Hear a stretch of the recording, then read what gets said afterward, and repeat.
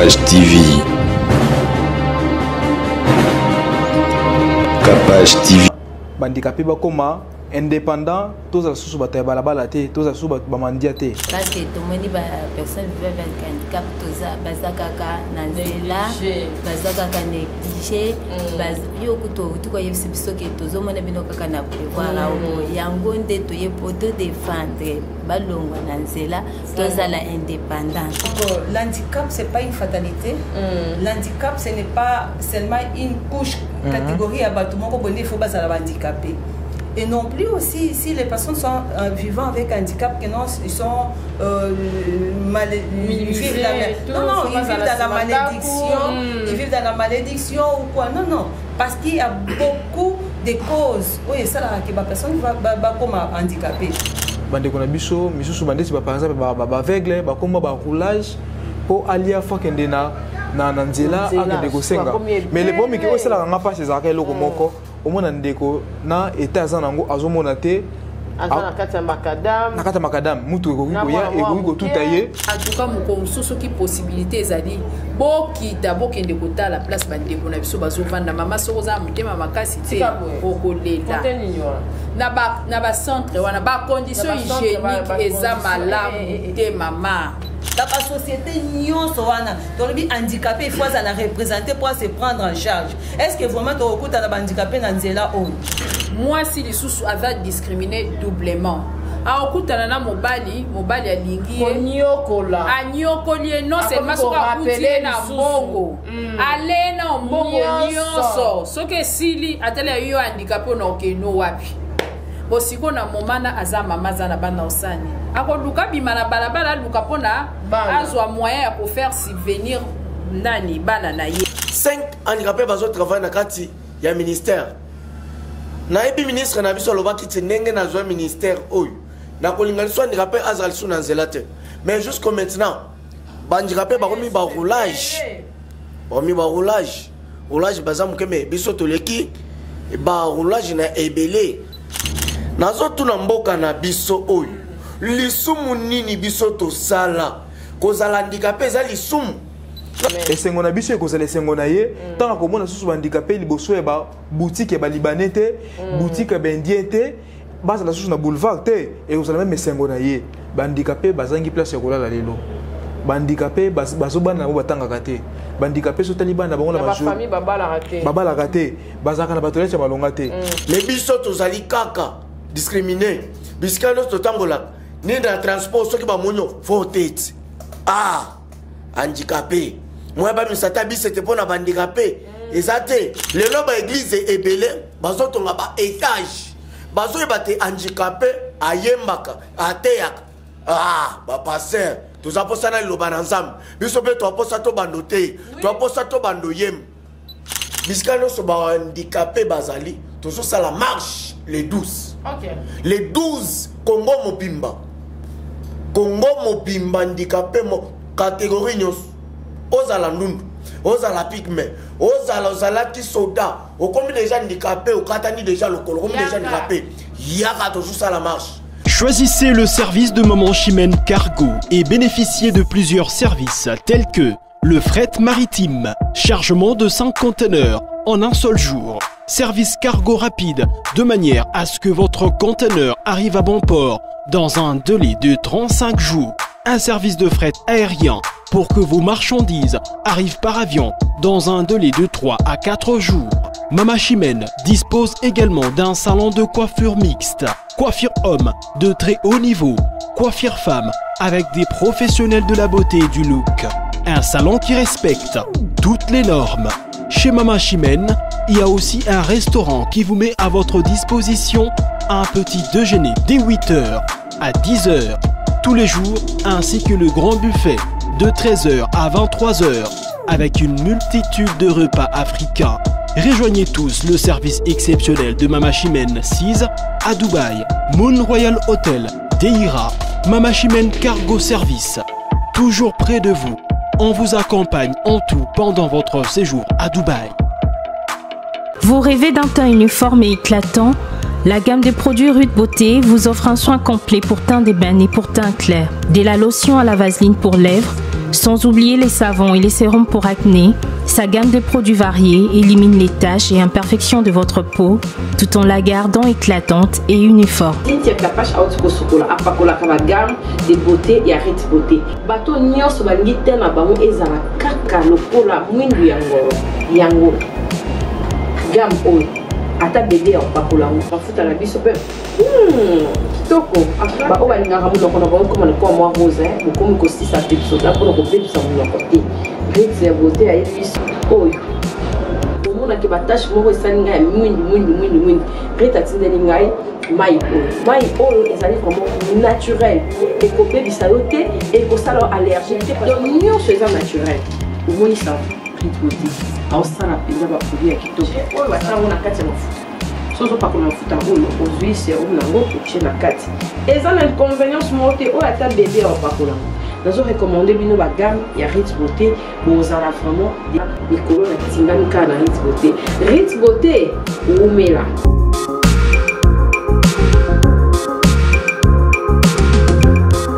Utilisez-les dans vos soins quotidiens pour un résultat sans précédent. Fier de ma peau, fier de Ritz beauté.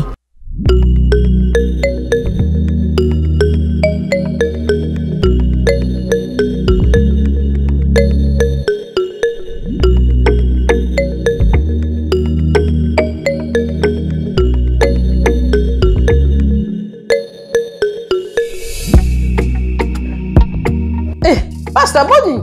Oh, kitoko. Oh, osaka depuis Erninya. Ah, Kapash, pendant la découvrir bio herbe de cacao na komi fa. Sika boy. Oui. Oyebi milo esala na nzota bana mibali. Na biso na komaki no bati. Grâce na yango makambo rempoka remontada. Ya ko remarquage penza. Yo j'étais Kapash mais comme ko pianga sa. Pasta ndenge za boy pa bana mibali. Esukola barin. Ezong sara force. Yango na yebaki. Elo bata diabète. Et qui t'arrête à sucre na kati nzoto. Tika. Et traitera blo rebelle. Bio herbe cacao oyo. Na mona note. Ezan na ba traitement ebelé et pas la biso basi et débouchera ba trompe et ça la rappelle que sucre diminué ka bilo rezo sala na kati mobali na mwasi pe. Oui ba règle douloureuse. Konyata. Oh, na melango tonga pourquoi? Na uti musala na zala ngo. Et biso bata biro bo. C'est que vous avez dit douane na mabanda. Makala. Yango papa toujours en forme. Toujours. Papa chindeni awa watintuka toujours. Au battement na kati bio herbe cacao. Bio herbe cacao. Vraiment balandi ya Congo partout dans le monde. Omoni secret ko pesa nzoto kolongo no. Mobali o mwasa zo réclamer ka kancho ko mini bambanda libanda. Utika bio herbe cacao. Olanda bilanda landa. Biso bata ba secret to melaka secret chaque fois. On a misu tout. Yango. Bio herbe. Capable de bien, la douleur, il y a des boumouas, baba qui na barin. Nyonso. Circulation sanguine. Nyonso. Bien. Et très rapidement, les os circuler ma case bien. Oui, yoka biso trop. On va AVC. Yoka makam. Il y a des autres traités. Il y a un base. Livraison pesa partout, hein. Monde entier. Partout dans le monde. Aux en Brazza. Ba numéro to okoma. Aux en Irlande. Aux en États-Unis.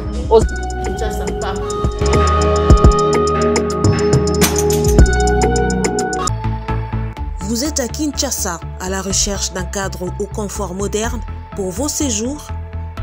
Une gamme des meilleurs services pour votre entière satisfaction vous attend chez Hosanna's House.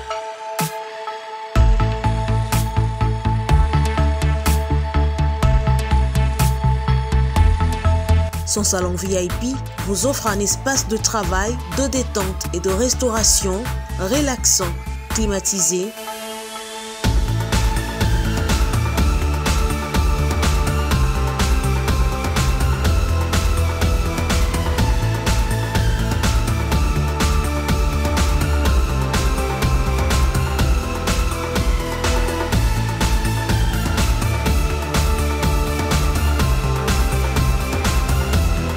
Et ouvrant sur un balcon qui vous offre une très belle vue. Et d'une cuisine entièrement équipée.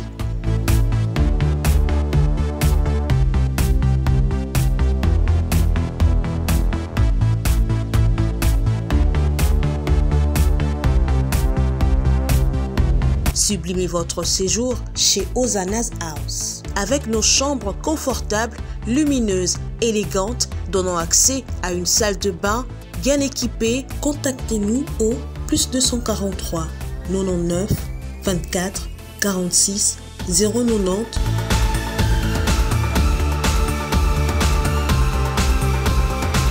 ou encore au +61 420 513 456. Situé à Kinshasa au numéro 5 bar A du quartier Malandi 1 dans la commune de Matete, référence à Revodacom, un accueil exceptionnel chez Ozanas House.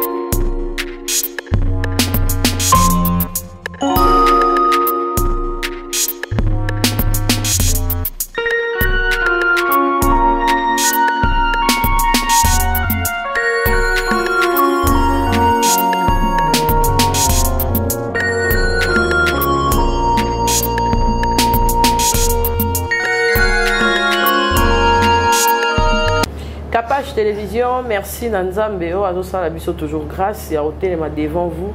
Malgré le haut et les bas, tous toujours ensemble. Merci de m'avoir sambe la rapport Nabiso. Bozo za Nabiso Penza, Bibandeliti, Babisu, Kaya émission Nabiso, parce qu'elle a vraiment toujours talama. Ma belle Nabino de Bolingi Bez Makas. Bota la émission, ils ont réfléchi. Émission au Rotalango Papa Bana, Namikono la Banoko. Mais bino Bolingi Kaka, oh Bafingaki, oh Maman Nanya Tindaki, oh Kunabani, te communauté congolaise, bo aider biso. Oh bon moni eza mabe, eza na mabe. Oh ya malamu, eza ya malamu. Merci na bio herbe cacao. Ba onyos maningi ba se procurer ngonde bozo benga, ezo sala biso bien. Ezali vraiment la carte ya carton nango kitoko kitoko 6 sachets de 15 grammes. Voilà, ba sachet nango ya carte eza yango. La carte so somi yango peno za mobimba. E fuma maraboé yango. Eza pena kitoko so bozo mela yango. Eza lokola café eza de ana miliki nango et traitera mambo et belé honorable Marcel la pénale yo rotala biso bo façon ba cacao oyo eza bien pour la tension. OK. Oh et matara yo et kitarion et samsa. Vraiment. Makila o ezo bloqué on des biso ba maman to a kilo likolo po tombola boye poids moi ba maman ma to ka escalier pema oyo ezo ça vraiment que tous à équilibré. Ezo aider na nyonso impuissance sexuelle, ezo déboucher ba trompe nyonso. Ça va, so ni vraiment mais nos PV avanté. On a biso ba maman de robot à 50 ans, yango e bio herbe cacao. OK. Ça m'a bossé pète ou c'est pète. Vraiment botte la bino. Botte. Et c'est ma roman la bino. Boki manga makasi. On regarde ya baraba bien tande to message na biso. Là linga ba maman mi po ba maman pesa nga ba conseil et belé. Na yambi bino na bolingwa nzambe honorable boni naza bien ngola nzambe présenter kana ba maman ba kombola bango bon nako banana ça ba mbote yambo ngamoko komo na ngai zandeko Masena Dexi Moba on azali visionnaire ya mouvement du réveil des personnes vivant avec handicap ozo 5 ba association nyonso ya handicapé ya Congo pona liti ya malamu pona handicapé ba koma indépendant, tous les sous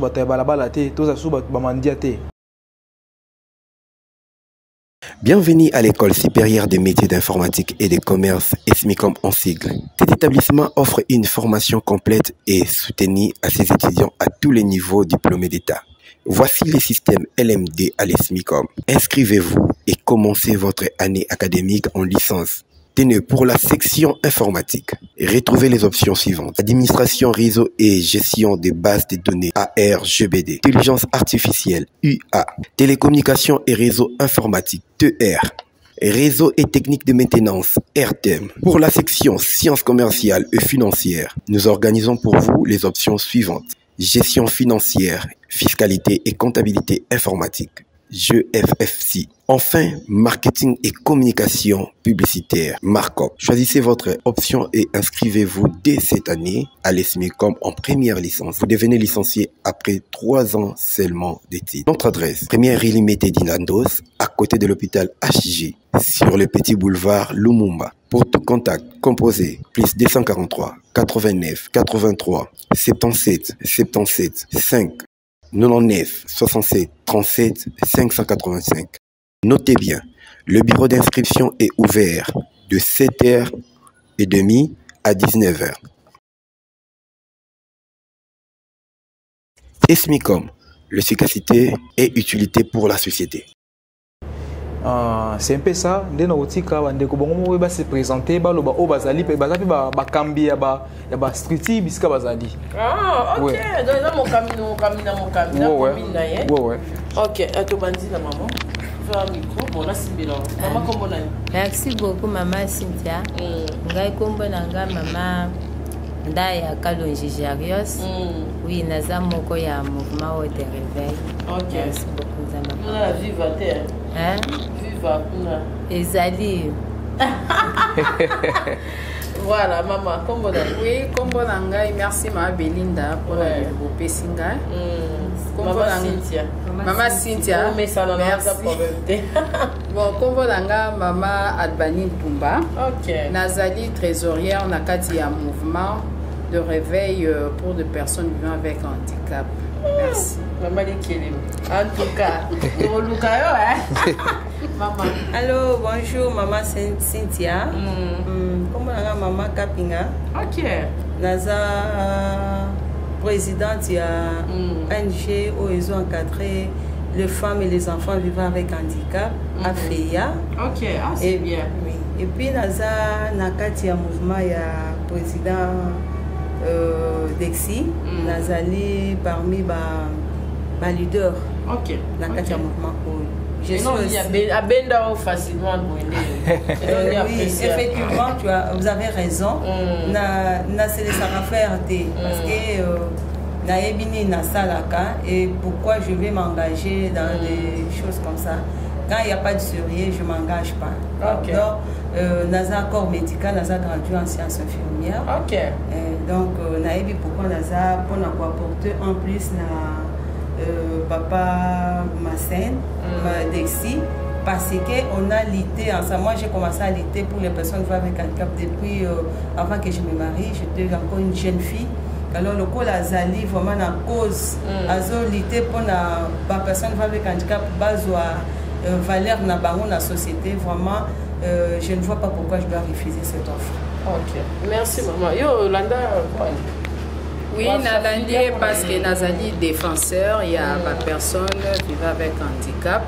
Tous partager la même vision.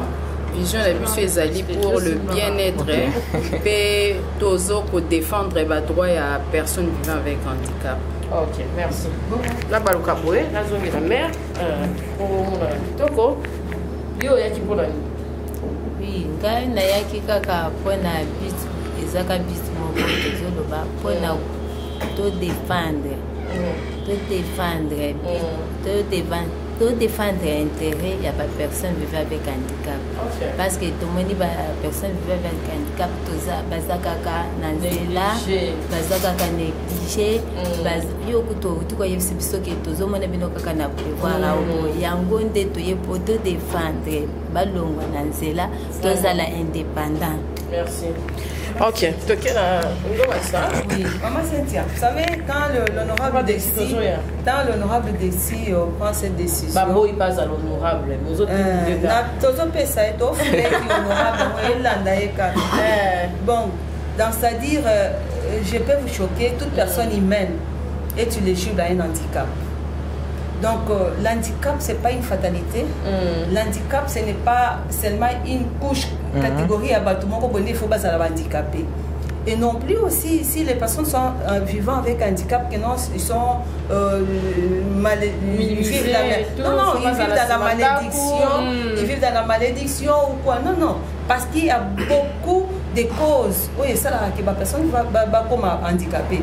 La personne valide peut sortir le matin, il le valide, le soir il redevient handicapé. Alors, ce n'est pas un problème qui concerne seulement les handicapés. Tout le monde doit s'y impliquer. Vraiment. Alors, c'est pourquoi moi, je me suis dit, et comme j'ai eu cette offre de la part de papa d'ici, je dois l'accompagner positivement alors. Merci. En tout cas, je vais prendre le micro. Papa joue le micro. On va dans la commune Nini et puis on s'intègre depuis quand il y a ça là. En tout cas, merci maman Cynthia. Na Vandeli na commune Yalimete, nazo représenté centre CAP Funa. Centre maire ezali na ville à Kinshasa au Botiba centre Nyons. Centre CAP centre Funa. Na Vandi na kati ya commune Yalimete. Nalanda ke sikambisi alanda ke sikama ezochola. E ko zanga ko chola te. E baletikala ko kaokate. Maya ya honorable etikala ko zanga mobembo te ata na butu etambolaka. C'est kazama na bido très bien. Oui, mais là zala malamu te tolinga to kanga mana ete. Ya msego zala onpeka ya ninyo. Ya ninyo. Ya eza fo agité ya ezali océan. Yaza océan. Voilà quoi ça. Te na komisaka partout. Bisika azalaka handicapé zanga solution te. Yango moni le loto ye pona handicapé azo solution. Tolonga la discrimination. To comme penza autonome. Tous à la paix considérer le rôle à ma pays nyons. Merci. OK. Toujours son la bino. Nengana za la bino na bano la bino pour ça très à l'aise. Et ça n'onga herbe cacao nanga ezala awa. Voilà. Oui, malamu honorable biso stopper sur la connotation wana et idée wana ya ko rassembler nan. Na mona ki osala ki propagande na oma kasi to bana na wana elikaki ndenge nini. Et puis, à cause ni sali que malgré malgré ma vote, ozala libanda ya makambo parce qu'on dirait que linginde bateau bazo sala ilo côté. En tout cas, merci pour la parole. Na bundé local ba bande connaissent pas bundaka, ndenge ba valide nous souvent na kati ba bimi ko ba député. Ndenge biso pe handicapé dans l'ensemble to bundaki tozala na kati ya masolo oyo. OK. Parmi nous, abimi député, pour nous ngamo côté, ngana oui jamais la TV pendant les causes ngamo ko. Parce que ceux qui tournaient awa devant bino, et ça pour attends infirme moko to a postulé na 4 quoi Kinshasa. Personne vivant avec un handicap nyonso na Congo awa o ataki libaya. Aza marretenité. Mais ça parmi biloko oyo mokonza mboka telemilaki abaki ke tout oyo même yimino holanda ki abena na posana travailler ba jeune na travailler ba basi na travailler ba personne vivant avec handicap. Biso souci na biso zake tous la kana ba lobel na biso na ba assemblée provinciale. Oh ba yebi penza ba yebi ma cause ya handicapé. Bazala ba assemblée provinciale, bazala ba assemblée nationale, bazala même na Sénat parce que ceux qui ont un problème ba kozala kuna de ba kwanda ko défendre biso. Mais tout le monde dit que le gars qui est simbité, il y a une place moko auto ko zana yango, il faut liter biso ba oyo to linga ko défendre ba cause ya bande ko na biso. Et on a cadre wana qui au moins peut-être simbi nango te na côté na députation, mais to ko tikate photo to zala to misa tête haut pour que bande ko na biso bazala bien.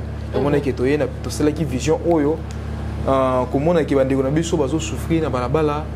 Bande ko na biso misusu bande si par exemple ba aveugle ba komba ba roulage pour alia fakende na nzela akende ko senga mais le problème que osala nga pas chez akelo ko moko au mona ndeko na état za nango azomona te azana kata makadam mutu ko ya et ko tout tailler parce que je me rappelle donc il y 7 mois ba tout arrande ko moko na parler du peuple wana mutu au mona même ba député bazo les kana mais ngam na ka wana bato benga téléphone to ngam tout tie to zo to non tika na mama azaka wana ti ba tout take depuis 8h to lungoli na 15h to tika na mama yemo et loko dérangeanga on ba sur place to za shop sur place akufaki seigneur ba mona ba député ba zo ko en assemblée ba mona ba ndiko na ba handicapé o ba telema est-ce que ba zo déjà temps ya ko interpeller même ministre na biso na assemblée oui to na ministre akenda pe au siège ministre na biso akendaka chaque jeudi azalaka na président de la république na conseil des ministres chaque vendredi na conseil des ministres na yebi te eloko nini aloba na mpona kaba mini ya bahandicapé là je ne vois rien oui yango toyeli awa epa na yo mpona kosensibilize bandeko na biso bahandicapé mpona kotia bango na nzela koloba ete tolamuka réveil oyo awa ete mpona koloba te tozala équipe A na équipe B non biso toye mpona kosangisa tozala ini pour que lobby mutu nyonso akoma kozwa badroit na ye par exemple koto bandeko oyo na baki ye baveugle omona ndeko wana aveugle wana akokende na balabala azosenga mbongo lelo akei loba akei mikolo ezokende non age ezokende lobi oui c'est ça akokokisa age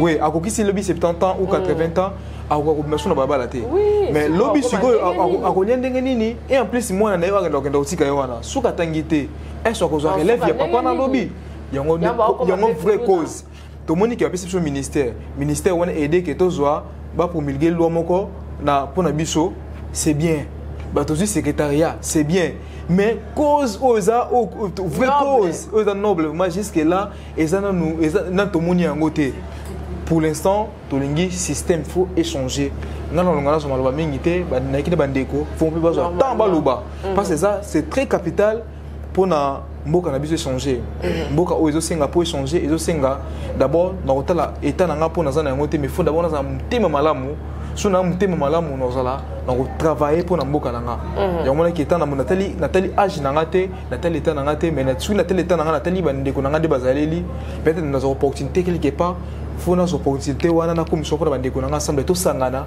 pour na cause noble ya bandeko na biso yango nde toyeli awa pour na kopesa information wana. OK, merci. tozonga na nsima bamama bozala na bino libre ya tobandika yo mama na biso nasimbela yo. Oui, merci maman pour na malobo pesi ngai par rapport ya liloba ya honorable kokolo oui. Parce que tout le monde a appelé maman mususu mona na mwana na chaise roulante mwana muke ya bébé na mwana mususu azo poussa ye bazo senga mbongo na nzela na butu na ba boulevard awa l'homme de tilobi na kai mabe na moni azumoko na ba 18h azo katsa boulevard donc so boni bongo mutapo ya pe na molili wana atuti akufi sur place.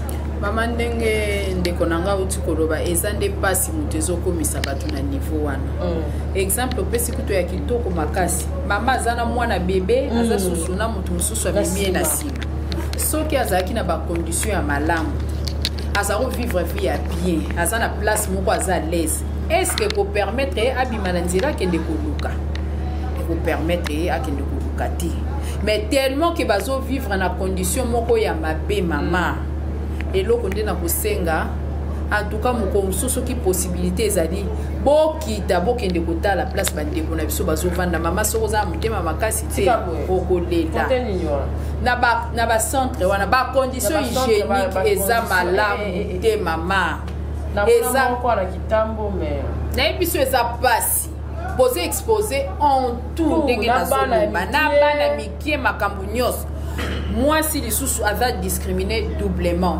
akutana na mobali alingi anyokoli non seulement soki akuti na mbongo ale na mbongo nyonso soki esili atala yo handicapé na okeno wapi bosiko na momana aza mama aza na bana osani akoluka bima na balabala aluka mpona azwa moyen ya kofaire subvenir nani bana na ye asubvenir na babesoin na ye na ya bana na ye yango biso bamama toye kotelema totanga pe to mayele eza na mutu mama tozokende na basociété tozokende place obeta baporte nana kozwa yo tokokende kosala examen bien mais ntango bakoya kotala osali bainterview batali handicapé wana akoya te mama tokorapele yo soki okei mpe badiplome ezotraine nango na bandako evandi nango wana mais siko oyebisa na baage na biso tokomi ntango tookende su toluka misala kaka na kati ya ministère yango batiaki ya ena bakomi babengani ko limiter ba âge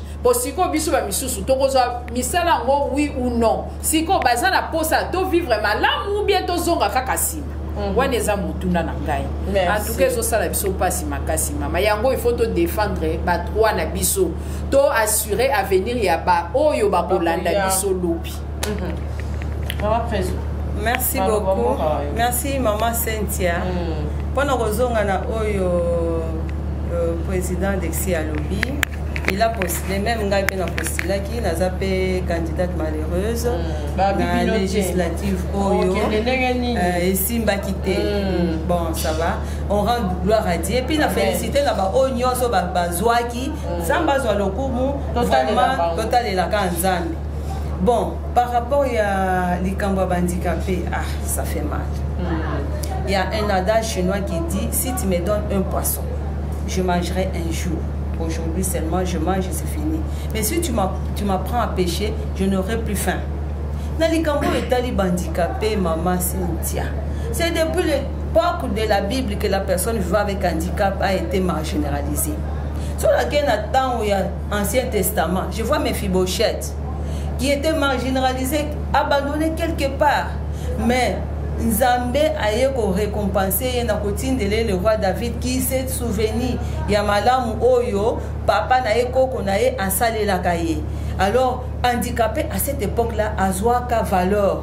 Alors, à Kokaki sous commandier était le roi Mephibosheth, on lui a donné un ado, donc dans la potentialité à Zanango, pécier valeur à Kekolia na Mokozi. Ndenge roi David Nabiso, Oyaza, président de la République. Il a pensé à la personne vivant avec handicap qui était comme Mephibosheth. Il a dit non, je dois manger avec la personne vivant avec handicap. Na mesa moko ya Mokonzi ya mboka. C'est un papa qui a un cœur. Mais biso siko handicapé, il faut tozongi ça y est, topé ça y est, vraiment valeur wana tobetelema na kolongo la handicapé na kati ya kozala marginalisé et puis na kati ya mendicité. Soit to comme dans le Nouveau Testament na sote ya telimbisanga parce que vraiment na lingaka Bible mingi pe na lingaka Nzambe. Soit dans le Nouveau Testament Pierre na Jean bazo tambola bakutani na ebosono abanaki ko mendier parce que la mendicité est où wana mais soit to kotala que non ba Nzambe alingaki te handicapé abanda toujours ko mendier Nzambe alingaki handicapé azala autonome. Pierre na Jean ba ebisi ke biso to peso mbongo te mbongo eza neti mbisi o ba ko peso lelo po olia pe o fanda aye ko pesa babi c'est qu'on a on te le donne c'est quoi lève-toi et marche. C'est ce qu'on est là pour que l'handicapé puisse s'élever et prendre sa décision à soit vraiment nini donc ça dit valeur na destin na na maboko atambola qui se prennent en charge. L'autonomisation, c'est quoi? C'est quand la personne va avec... Dans toute personne humaine, hein, Dieu donne toujours des potentialités. Est-ce que ça la conférence? Oui. Moi, je suis en train de former, même chez lui. Donc, autant vraiment de travailler en collaboration, en partenariat. Oui, ça rappelle bande comme sous fait, bocha rappelle kanda musika pour babino, bocha kanda de liboso, donc kanda de bilei na bino. Ok, vous savez quand les années maman Cynthia, ngai ceux qui ont au travail handicapé, yeba o ezali donc moral na ezandengeni, psychologie na ezandengeni. Ils sont stigmatisés, pas en généralisé. Muta autant wana balabala wana mutu ke l'équipe pesa na ça va péciété, pesa na ba péciété. Moral na ezandengeni tandis. Or, ceux qui ont le quotidien, nande ba péci biso ministère, to le koti bango yo teka aw yo kende ko bongisa banini ata ba société nyonso wana to le handicapé il faut ça la représenter pour se prendre en charge. Est-ce que vraiment to okuta na handicapé na nzela o Dieu quand il permet l'handicap dans la vie de quelqu'un, il ouvre toujours une porte quelque part. Parce que toute personne va avec un une potentialité. Il suffit de découvrir de quoi je suis capable et développer et puis expérimenter de quoi on est capable. Merci. Je crois que nous, on n'aura plus de problème de cette marginalisée et puis la mendicité. Ok, vraiment présent. Je vais vous tout à rappeler là. Une heure de temps de prédication. Maman de maman. Oui. Bonnie. À part on a eu amis. Maman, biso toye kaka. Pour défendre d'intérêt ya ba personne vivant avec handicap ya RDC Mobimba ndenge toza boye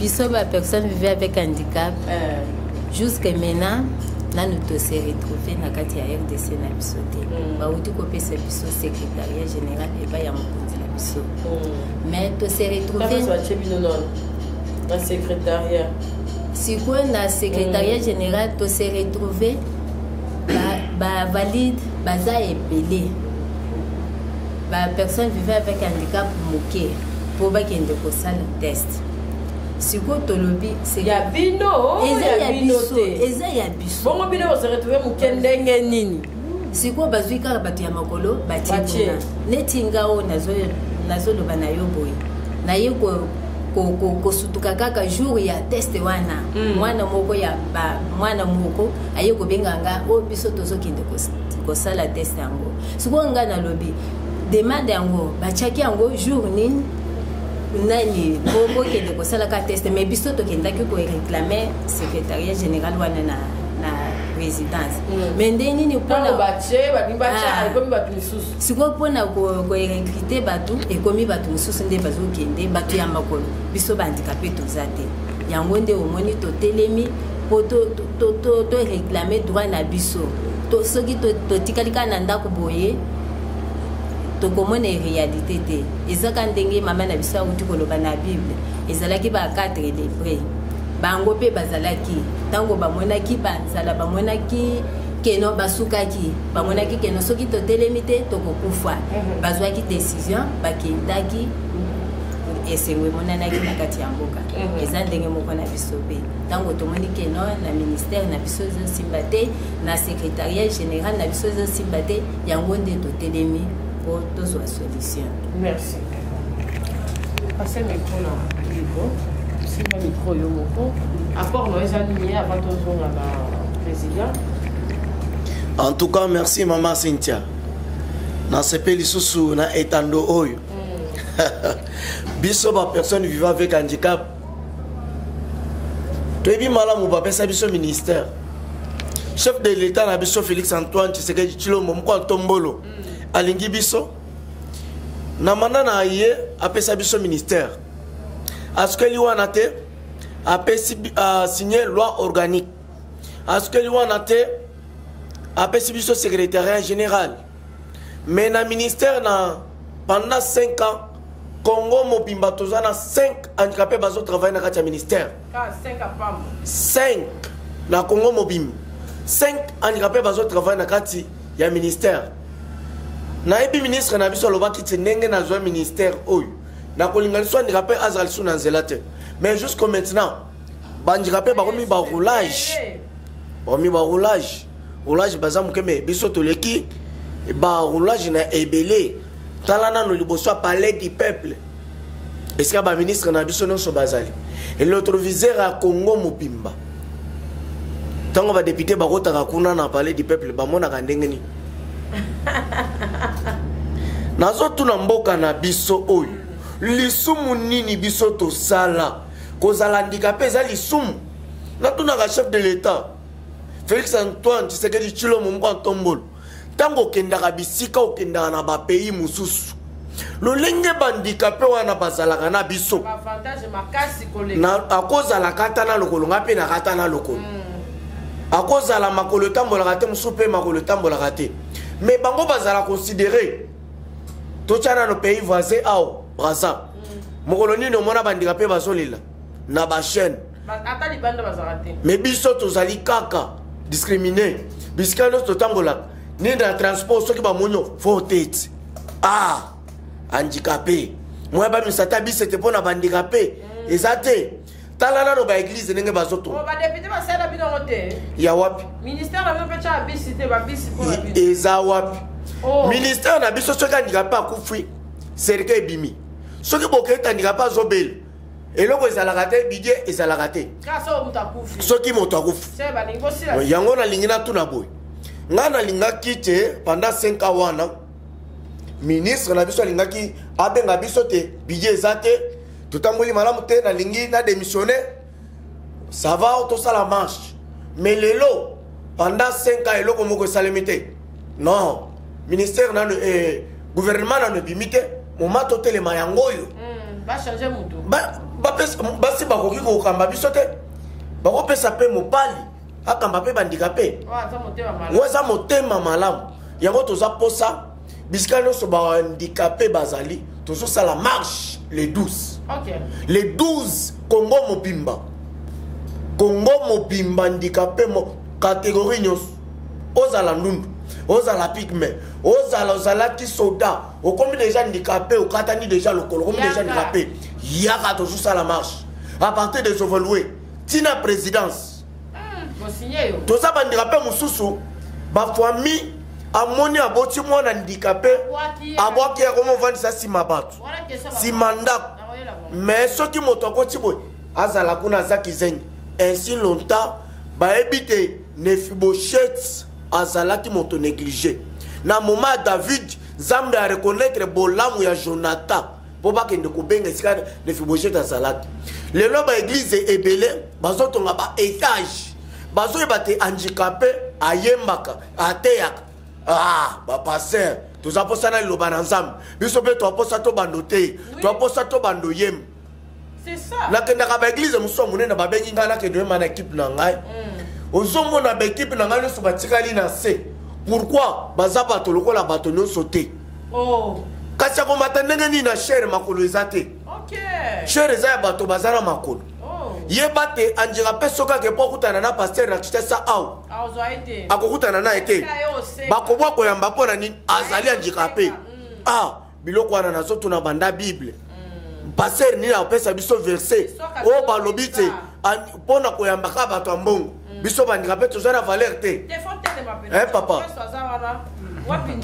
zete na ngezali aw bamona penza chango na lamba tosa ba sécurité les 12 bateaux se faut ba bateli na lingina tuna na ba pasteur na ba église o bozotonga ba ambalko 3e niveau 5e niveau ouais 3e niveau 5e niveau biso bandikapé toza peposa toteya toposa toyemba na équipe na ngata ona kepona yemba bisika babengi ngai naza na orchestre monene na bandikapé c'est bien faut ya na bango tozali ebele po tomata kanga moko na kena forcé na mati soki pe o risque okwei po bapesa po yemba lipa na nguba te bazotala nano oyo soki ayete akosenga passer mbongo ainsi longtemps toza na ministère na kati na biso Paul azalaki handicapé ata nkunki na ye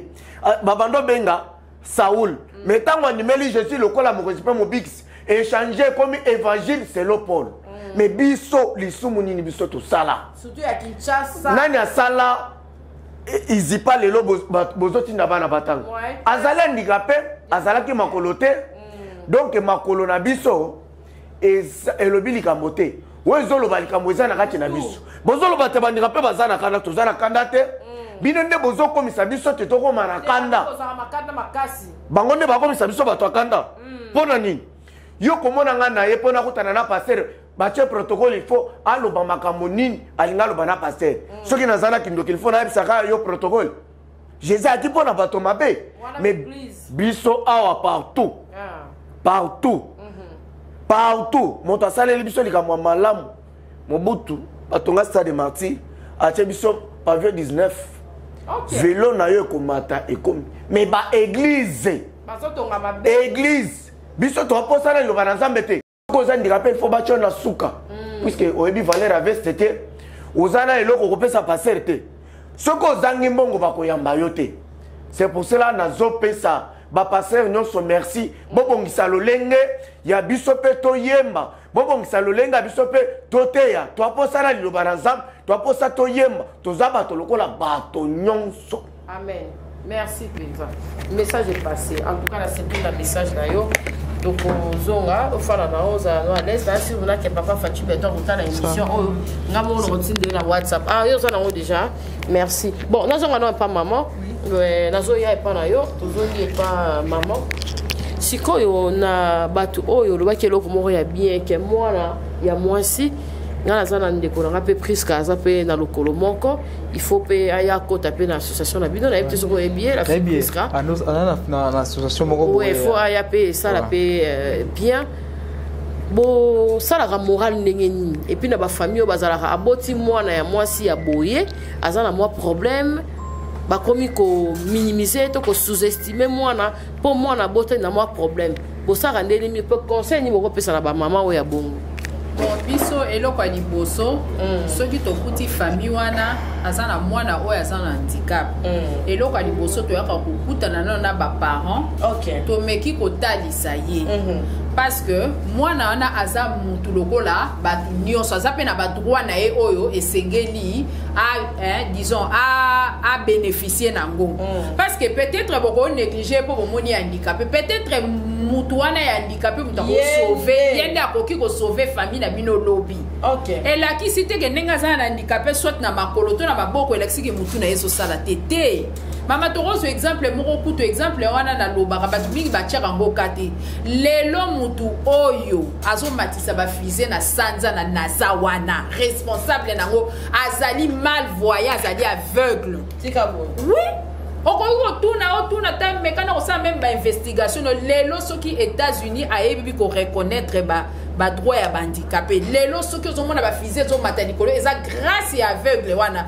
batalaki misu na ye ndenge ezomona te mais batalaki mayele oyo ezalaki na mutu na ye donc nde tozali toa mayele toana mitu susi na biso eza nini to biso mpe totanga to mpo tobima na kati ya mandisité wana basociété eza ebele awa ndenge eza wana lelo bakotya mobeko balobi ke mpo bafacilité bango tâche bakitisa même baexonéré banani babenga yango nini bataxe na bango bazwi ata 5% ya bandicapé batie bango na mosala mama bokomona bino moko nakobeta lisolo te okomona baentreprise mingi bakowelela bandicapé mpe bokomona mpe banani basociété wana ekoprogresse mayele eza na motu eza makolo maboko te mutu nde ezosala mama ndenge tozali awa totangi sikoyo badiplome yango totangi ndengo evandaka kaka na ndako epola tokende kuna na yenda mpona tokende kosala bateste bakomi kotenir facteur ya age bon ngai mpena ndenge eza na age oyo ngai nakomi bakomi tya ba 35 ngai nasala leki 35 donc nakotikalaka kotravaille te non eza façon moko otinaka ke nazoka kaka na balabala nakende kosenga or nga na boyi vie ya mandicité na ningi nazala indépendante nazala autonome mpe na bénéficier na badroit na nga nyonso lokola peuple congolais awa na kati ya Kinshasa. Merci maman. Tolobi boye naokaki mama lobi ata na bolingo mpe komona mwa pasi na bopito komona mwasi oyo aza na lokolo te aza na beki na ye azoya kobota et surtout bino bamama bafemme sage bamama ya bohôpital bino deja bozalaka bato mangala wana toyebi bino siko mutu oyo azali na mwa problème na kati ya nzoto botrenaka bango ndenge nini epe eloko nini okoloba mpona bopito ebele oyo enegligeaka mpe baebosono. Merci beaucoup maman Cynthia, vraiment tu es sage wa mwasi ya bwanya question eza kitoko makasi nazongi mwa moke na oyo mama Albani alobi na question otuni par rapport à ma famille oyebi ke bato ya liboso ya kodiscrimine bapersone va handicap eza base oyo ezali famille. Alors ntango mwana aza déjà discriminé azwaki polio azwaki tonga azwaki boye akomi discriminé ntango bazomona ye kaka botema komo ebosono bake osombele moi je vécu ça na ONG na nga mwana aza mobali papa akei basombeli akomi ka azwi ka handicap bake osombele kabaka ta machine à coudre basukisi ye wana machine à coudre métier ya bandicapé yango oyo. Qu'est-ce qui te dit que personne va avec quelqu'un fois azalaka couturier mutu na ye ezosala. Il peut avoir l'handicap physique mais la tête fonctionne. Il peut avoir l'handicap même mental mais ses yeux, sa bouche peut faire quelque chose. Voilà pourquoi les familles discriminent les enfants vivant avec handicap. Ils discriminent les familles parents bandeko bazali bana ba yana bonga za rakoka te. Maman nanga mama Cynthia na structure na ngai ça fait maintenant 10 ans que je suis dans des écoles nazo sala boy o baloba bengaka nazo laver cerveau ya bana oso mona phénomène wana ke non nakin na lobi na mboka te parce que nous on a été à l'intérieur tout le monde a eloko na te soki mwana un Quinois, un enfant Quinois, une personne va avec handicap. Tu sais comment on les traite? Atalibo, eh, ta maman est à tambola. Arobando tab, kota la likolonae, banda se, tu na mutu.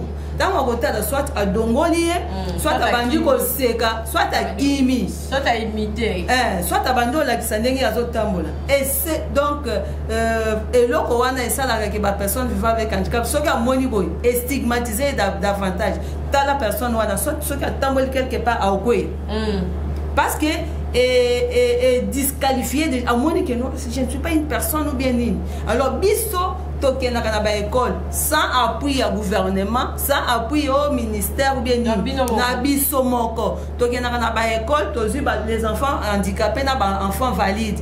To la kisi ba on kenon na ba to pesi bango ba dépliant. Moto koma handicapé, so ba pesi etonga, so ba pesi boye, so ko kutie aider. Parce que aza na posa lisungi na yo, aza mutu neti yo, akoyi ko sala nyonso neti yo. Maman, na ba école to tambola. Il y a changement. C'est-à-dire, que d'ici 20 ans, on aura des chauffeurs qui ne faut pas fuir les personnes vivant avec handicap.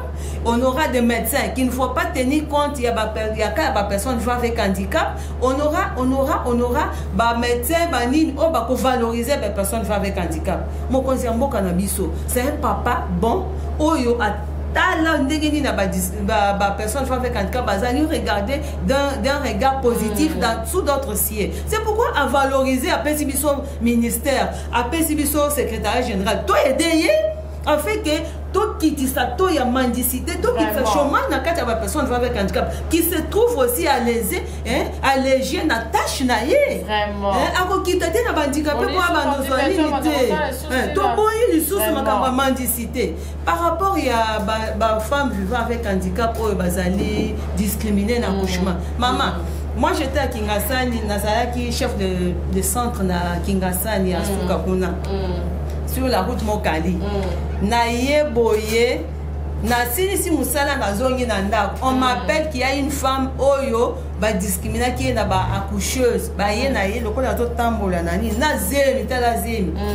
Na mibala ngo bakenda ko luka makambo. Na soko moni ke non oye ko sala CV na yo malsain. C'est une malédiction. Tu n'aimes pas la femme, il ne faut pas l'aimer par rapport parce que ça l'expérience nayo bon on a bima na handicapé na bima na bandundu na bima na boye donc ça le CV nayo c'est malsain et c'est abominable vraiment. Oui, cette dame là moi en bas à PCSM à Sondoli. Parce que quand la plupart des hommes qui engrossent les femmes vivant avec handicap, bon, on a déjà caca césarienne. On va savoir césarienne. La femme là a été abandonnée. Elle est dans la maternité, elle a accouché, elle a dit oh, ils ont fait césarienne. Ah, ouais, bah, Sondoli, bah, comme il a balabal. Nzambe lokola Nzambe na bonzambe na ye, il a permis que cette femme-là puisse accoucher en cours de route au mètre sol. Na kati ya balabala, la femme a accouché qui kapasi bato mawazanga kate. Elle a accouché par voie basse.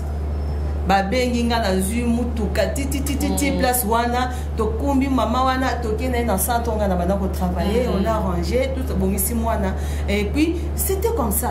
Pour nini ba coucheuse bo discriminer kabasi qui te dit que non parce que cette personne va candider à bota par césarienne. Il y a des femmes valides dans bimba nini et puis accoucher par césarienne. Cela n'est pas un défaut ou bien ils a handicap que non handicap il y a césarienne ils a la raté il y a que non moi c'est accoucher à césarienne il faut handicapé il faut accoucher par césarienne non accueillir tout le monde au moins moi soit un handicap accueillir rien.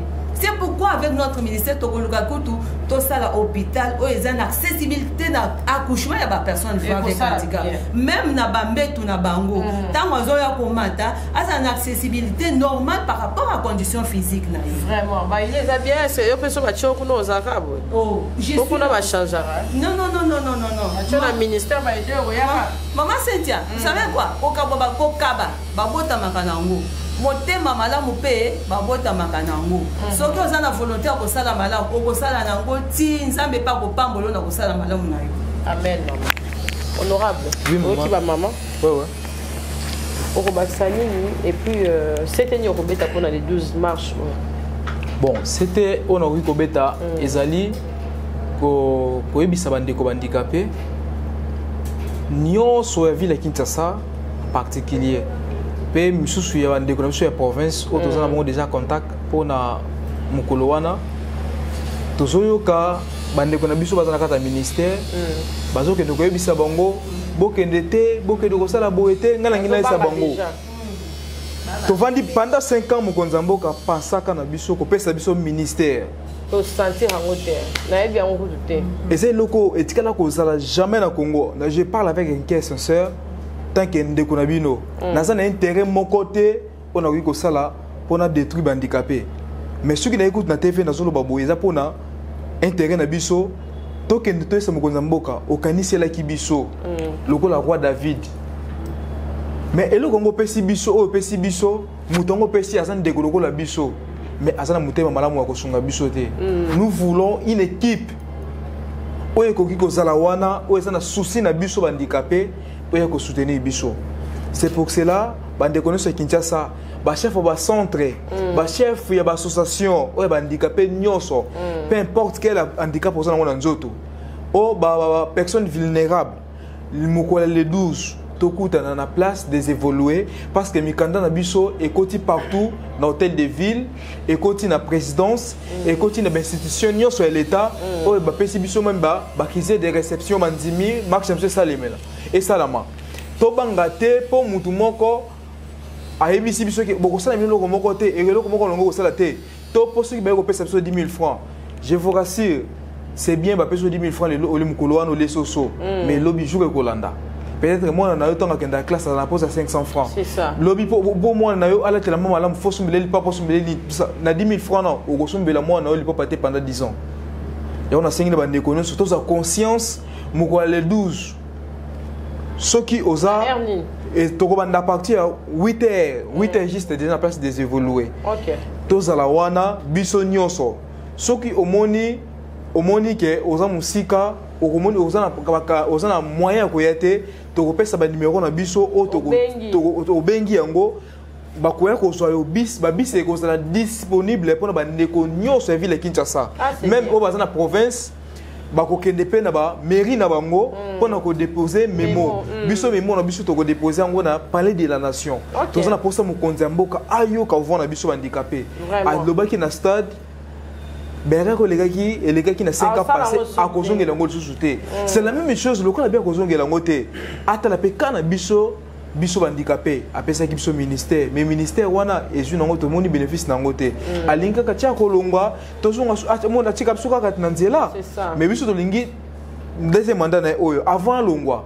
Et c'est les sengonaye et les sengona biso et sengona biso et les sengonaye tant que mona susu handicapé liboso e ba boutique ba libanais te boutique ba indien te base la susu na boulevard te et vous allez même sengonaye ba handicapé bazangi place ya kolala lelo ba handicapé bazobana na batanga te ba handicapé so talibana bango na bajo famille babala raté bazaka na batolete balonga te ba handicapé bavanda na basante surtout ya basi bazaka problème ya ba comment ba infection parce que tolete malonga ezalaka te au moins na kati ya nanda ku moko boya porte moko au moins ba handicapé baka pour 3 familles déjà mon kati on a 15 personnes bakova na ndenge nini mais tandis que espace vert ezebele na ville ya Kinshasa bakoki kotongela biso ba centre na Maluku ba centre na Mongafula ba centre na Nsele oyo permettre ba handicapé ba fanda ezala ba handicapé basalaka ba soulier ezala ba handicapé basalaka ba sac mais soki ministère wana réellement eza pona biso ba handicapé pourquoi ndeko na biso kosunga biso te yango tozo senga ba handicapé tolala te boya kosenga 500 francs na nzela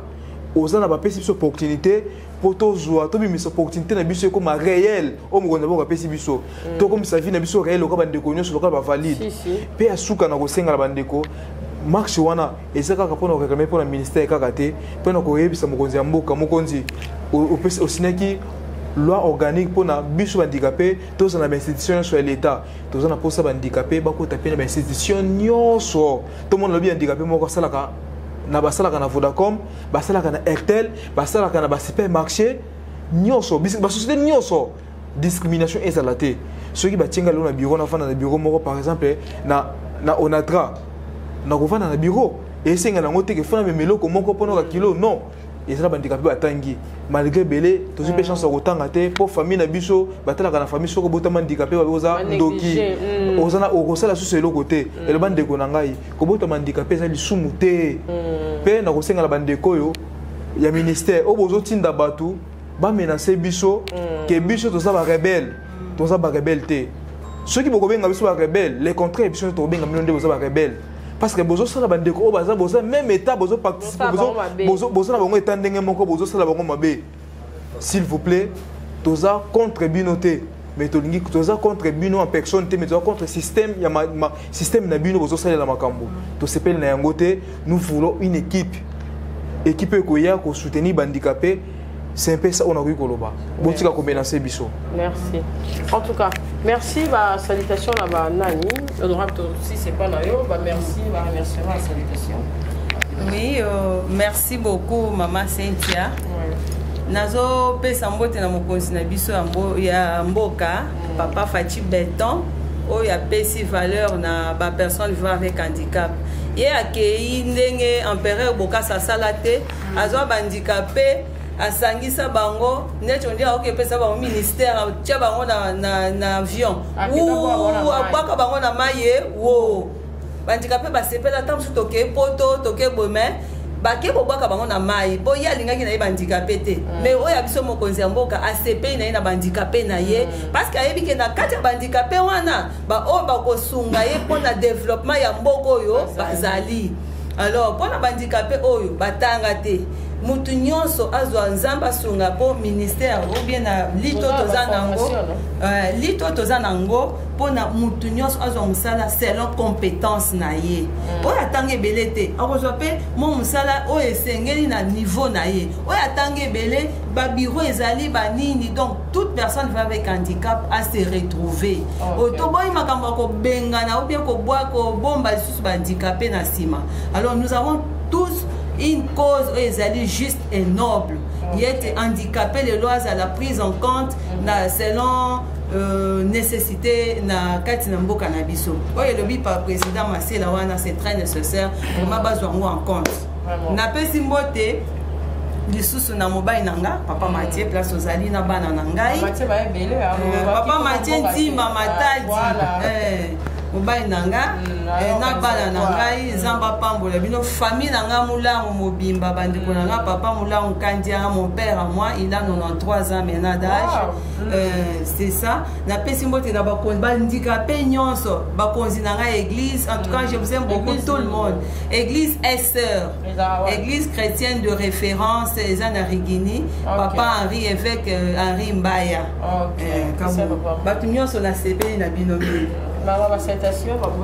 Merci nazo pesa na merci na bandicapé nyonso oyo bazali kotala biso pe ba oyo nyonso bazali koyoka biso na pesi mbote na coach nanga international oyo asali ke nazala lelo eloko na komi na ye ba droit na ngai c'est grâce na ye lelo na komi kotelema pe na komi koluba ko défendre ba handicapé en plus coach maître Pindu Patrick, voilà. En tout cas, coup de chapeau, mais respect.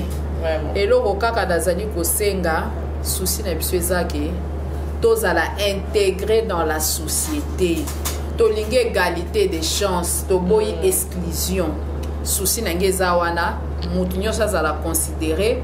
Balobi l'homme qu'il faut à la place qu'il faut. Et ça que parce que ça handicapé, bo tient la place de sécurité, to lingi mutu na mutu a mérité. Merci. Merci. Maman la biso, maman de la banane.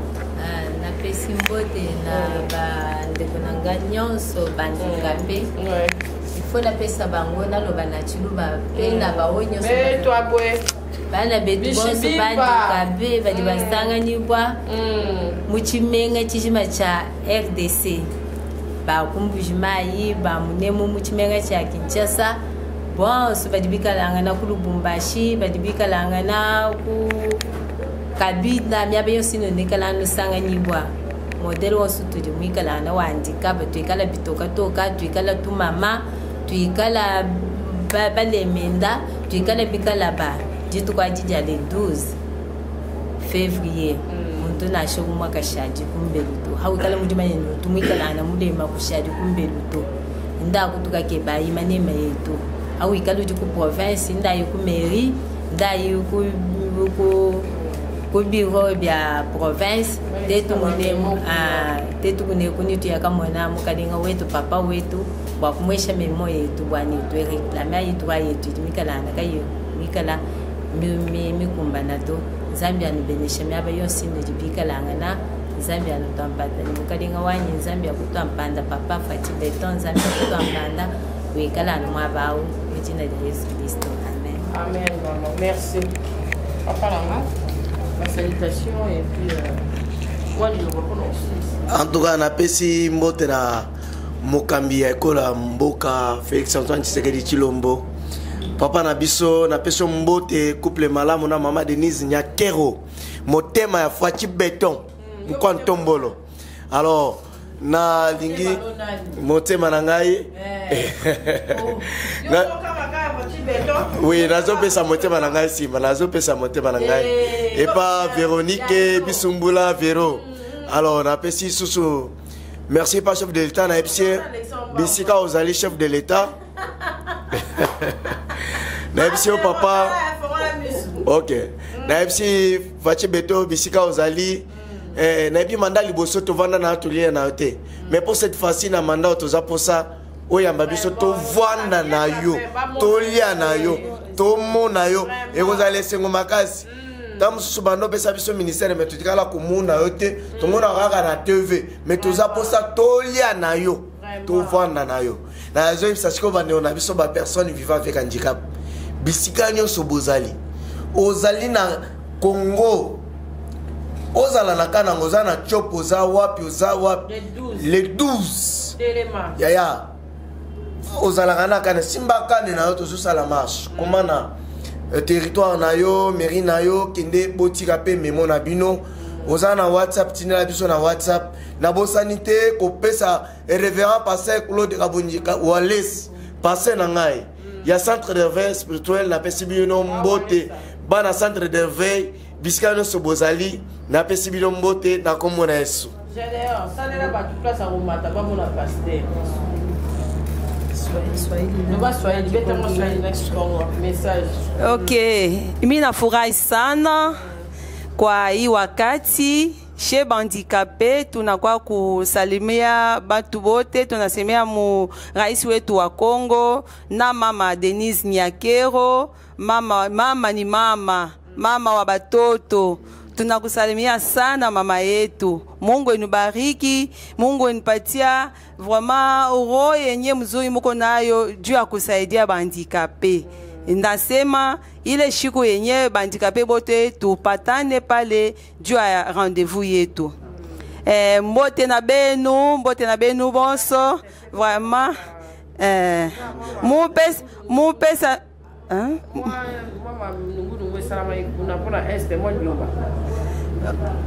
Ok. Bandikape nyonso o bazali na est. En tout cas maman, omoni nungu biso bandikape toko sepelaka nango te. Parce que s'il y a les gens qui peuvent éviter ou bien prier beaucoup pour être mobile en mboka te eza biso ba personne vivant avec handicap. Yango na senga biso nyoso ba personne vivant avec handicap, il faut tozala bato ya losambo, même moral ya losambo po Nzambe asunga mobulu ekota na mboka te. Soki ebeti kaka wa di yoko kimambango oza makolo mibale okopaka tata ba escalier ozo pupula ebongo handicapé okimande nini yaya esike ekotelier ekomelier afandika wana eya. Alors donc vraiment bandicapé na biso nyonso baza na est, on est même moral tozo sambele longo Nzamba kosunga biso makambo ngo ekoleka malamu avec notre président de la République na équipe nyonso vraiment elongo na Yesu Masia na biso elonga ezali. Je vous aime beaucoup. Merci. En tout cas, Trésor. Oui, mais la salutation pour aussi ça. Nakopesa bambote na ngai ya yambo epai mokonza mboka o apesa biso opportunité malamu kopesa biso ministère Nzambe asala ebolamu na moment oyo tozali na moment pasi na bandeko na biso ese bazali ko souffrir aza muta liboso oyo azo peut-être azola la pongite Nzambe akanisela ye parce que pas kanisela ki biso handicapé si abatela biso ye APC mayele pour que bitumba wana sila na este parce que suki silité quand ba mama o tukoloba awa bande comme susu ba ko matamir akima mais ils handicapé ko matamir tota kana bango te ebi yango to ko senga bande ko puis en plus ba politicien congolais o boko taka likambo ba ya M23 si réellement boza ba congolais botika bokanisa bandikapi baza na kati wana au-delà ekozala ko bandikapi baza na kati nous tous nous sommes des congolais pe mbote na ngam susu ekokende pa ya maman Denise parce que lui aussi elle aussi pardon akanisela ka biso bandikapi aprometaki biso biloko ebele na ne oyo to bandi oyo pe na ba partenaire nyonso bakanisi balobaki ete mpona marche wana to ko soutenir bino to pesi bino mbote bisika bozali pe on a ko baksa bande kone sur landi biso oya mutema malamu o bazaka mutema ya mawa handicapé mususu pa uta kindele bamboka ezebele maluku et c'est un moyen de transport nous n'avons pas de moyens oyo ko permettre bande ko baya parce que tozana pour ça masse ezala makasi mais so nzamba pesi yo mo moyen ko zangisa te ko soutenir handicapé na marche to ko sala peut-être na famille na bino ezapena handicapé pas ali lobby de lozo na mbongo lobby ko sala te mais so handicapé na tikali mais so ka tikala na lombo ko tikala pona handicapé ata yo lobo zate de kwana ko se retrouver yango so message oyo oleki yango maman c'est ça numéro na biso ça numéro orange mani mbongo ko koma na bisika o esengi sans problème soko moni ko tinda tapa na biso te ko maman Cynthia akobenga maman Cynthia sala ka yango déjà aidanga la makambo bebele déjà pe na mona pe retour na yango bande ko nyonso to biso no merci o bozo landa biso partout bozali nzamba pambola bino pe rappel sous na handicapé le 12 boya ebele mutako sabino te merci beaucoup boza teni bokolata to mutazana bon tokolata teni tokolata teni na biso tokolata teni na ye mais na mutu na biso tokotiaka ka kite di moko pembe ozo la que nous voulons d'abord la paix na mboka na biso les deux ozo ko lobake pe wana ezaka pe ya bitumbaka ka te mais ya ko kimia na même na milieu na makamu nyoso na misala ba se retrouver na tous na kimia yango tokotia kitambala wana pona na mboka tozana pour ça kimia c'est ça. On est arrivé à la fin de notre émission. Aider, contribuer et ça la biso vraiment bien. On bosse comme Robaxa. Ah, tu bosses qui? Tu coupes ça. Bino d'abord merci pour la considération. Maman Cynthia en tout cas. Oui, Moussala no fait que des liboso nzamba pambola yo. Pe bandeko bazo accompagner na Moussala oyo. Moi santé za la malamu. Parce que ça déjà malamu to ya sous lobby. En tout cas nzambe wana sala bino bolamu. Apambola pe bino ebele, apambola prochainement boya sous to yo sous ba maman et ça ba maman na ba maman. Vraiment. Ce monto ça la échange ils allent vraiment bien. Nzambe apamboli bino numéro eza wana so bo bengi bo zoye mon so bo zuete bo benga na tinde bino numéro na yo. Yabiso et Koma. Merci, bye, à la prochaine, au revoir. Ok, merci. Capage TV. Capage TV.